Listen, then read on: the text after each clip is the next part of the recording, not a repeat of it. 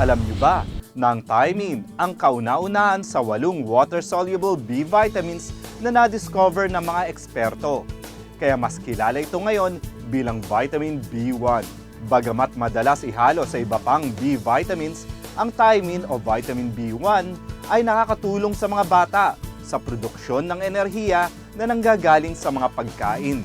Malaki rin ang naitutulong nito para sa normal na function ng ating puso at maayos na metabolismo. Ang yeast, cereal grains, beans, nuts at mga karne ang karaniwang pinagmumulan ng bitaminang ito. Ito ay ginagamit na treatment o pang-iwas sa mga sumusunod na sakit, digestive problems, brain disorders, Alzheimer's disease, at heart failure. At para naman sa mga bata, ito'y nakakatalas ng pag-iisip at nakapagbibigay ng ganang kumain. At syempre, makukuha nyo rin to sa mga supplements na ginawa para sa mga bata. And that's our health trivia for today. This portion was brought to you by BiFit Plus.